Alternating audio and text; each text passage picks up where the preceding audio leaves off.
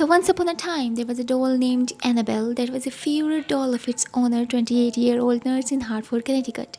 But one day, the doll showed its true colors and started its now famous hauntings. So, the Annabelle was on tour last month when she shouldn't have, because there's a whole history of her showing strange behavior. They were all aware of it, still, the haunted Annabelle doll was taken on tour. And look what happened. The buildings were burning down and the prisoners were escaping. And she may or may not have gone missing at one point during the tour. What was really going on? Why was the Annabelle tour such a disaster? It's all because of this doll. So today you guys are gonna hear all about it, but first, for the people who still doesn't know who the hell Annabelle is, let's do a quick little refresher. Annabelle's story begins in 1971. The nurse obtained a 3-foot Raggedy Ann doll for Christmas from her mother. Soon after getting this doll, immediately weird things started happening. The doll started exhibiting strange behavior. For instance, the nurse would place the doll on her bed neatly, only to find that it had switched positions while she wasn't looking. Soon the doll started appearing in different rooms of the house mysteriously, like some invisible force was carrying her around. The woman and her friends would also find scraps of parchment paper lying on the floor with scribbled handwriting that read, "Help me, help us."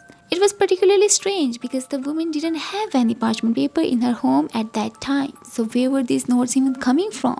She and her friends thought maybe an intruder was sneaking in and leaving them, though they could never find any sign someone had broken in other than the notes. And the notes persisted even when the house was fully locked down. Then one day, one of her friends woke from a nap to see the Raggedy Ann doll staring at him, and he got the overwhelming feeling of hands on his throat starting to choke him. After that, their friends called a medium who told them that the spirit of a young girl named Annabelle Higgins was trapped inside the doll. Annabelle had lived on the property previously but died when she was just 7 years old.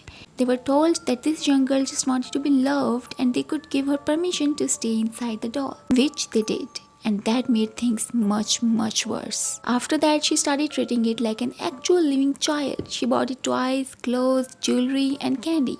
The nurse and animal became inseparable, but the loving nature of their relationship wouldn't last. The nurse began hearing knocking sounds in their house late at night, something worming its way into the walls. They saw flashing lights, red, yellow, and orange glint off the ceiling in their bedroom. Their beds would shake, rattle, and roll at midnight. The room's temperature would mysteriously drop. The doll, every so often, would emit a low growl.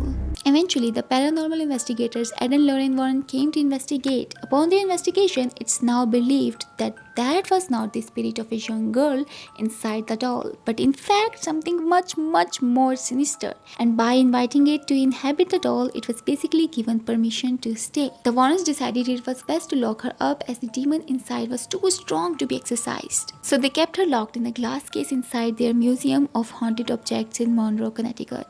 So the couple always made it clear whatever is in Annabelle is evil, and it's probably something we will never understand. So it's important that she always stays inside of her case and never moves. Lorraine Warren said this many times in her interviews that they should never try to move her because she's so evil she would find a way to escape.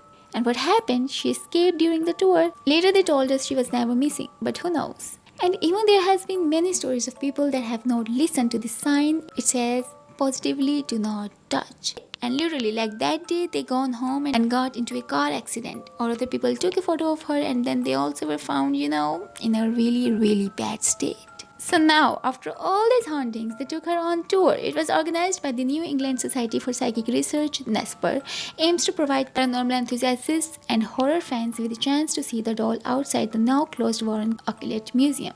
Despite the doll's history of hauntings, they allowed the infamous Raggedy Ann doll to explore parts of the nation. Of course, it helps that the Conjuring series is expecting a new entry last rites in September 2025. As part of her Devils on the Run tour, Annabelle visited the incredibly haunted West Virginia state where she surely made some ghostly acquaintances.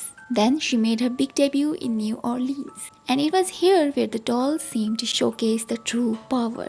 The complete devastation of a historic plantation.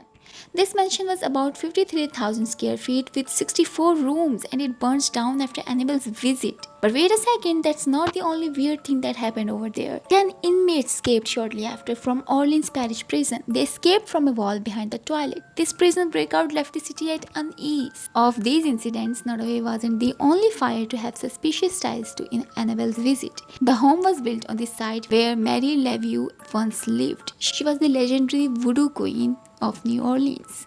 A blistered wall in the kitchen served as a mark of Annabelle's arrival. Fires may not be uncommon, but for two to hit a pair of rather haunted and often controversial sites, while the most devilish of dolls is nearby, proves quite the coincidence. They even charged $75 a roundabout to let people have a meet and greet with this possessed doll. All after the Warrens' warning. They were warned, but still they had to play around.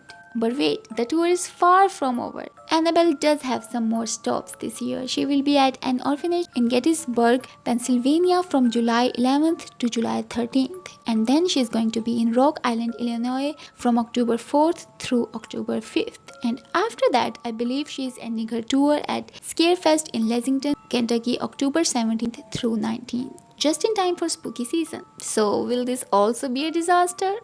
I really think so.